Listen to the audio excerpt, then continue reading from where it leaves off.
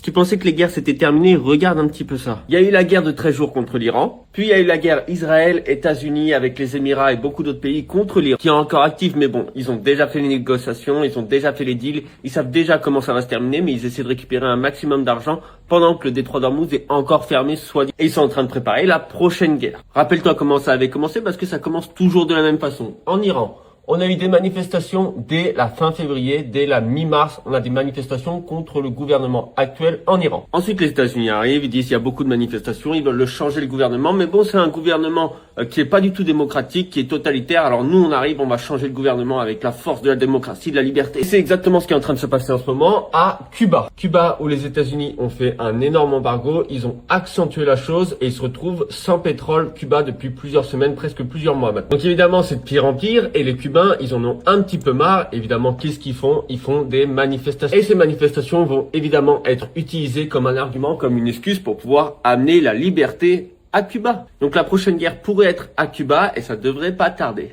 Mais tu te dis, c'est pas grave, Cuba, Iran, Venezuela, l'Europe, la France, elle est safe.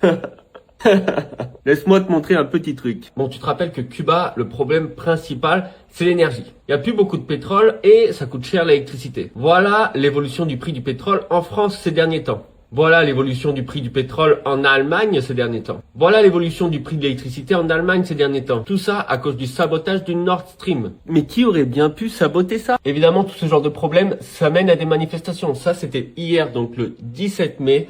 En Grande-Bretagne, ces manifestations-là vont évidemment arriver dans d'autres coins de l'Europe, que ce soit en France ou en Allemagne. Et évidemment, ces manifestations, qu'est-ce que ça amène? Ça amène des problèmes. On a besoin de dépenser plus d'argent dans la sécurité et dans la surveillance. C'est pour ça que l'Allemagne est en train de créer la plus grosse armée de l'Europe pour pouvoir gérer ces problèmes. Et tout ça, ça fait énormément d'argent à ces gens-là qui gèrent tous ces problèmes-là et qui gèrent évidemment toute la politique. Et c'est pour ça qu'ils mettent en place de la surveillance et des contrôles en Allemagne où il y a une obligation pour les hommes de demander une autorisation pour tout séjour de plus de 3 mois à l'étranger. Et c'est pour ça que je pense que le Bitcoin va continuer à descendre. Mais la réalité, c'est que le Bitcoin, il est en train d'être récupéré au maximum par toutes ces grosses puissances. Que ce soit la Chine à travers l'Iran et ce qu'ils sont en train de faire payer pour le détroit d'Ormuz, ou que ce soit les États-Unis à travers MicroStrategy, le Bitcoin, il a le vent en poupe et quand il sera au plus bas, tu peux être sûr que ce sera un asset, ce sera un instrument financier à détenir parce que c'est le truc qui va exploser en prix parce qu'ils sont tous en train de récupérer un maximum le Bitcoin. Et maintenant que tu sais tout ça, je te propose de t'abonner, poto.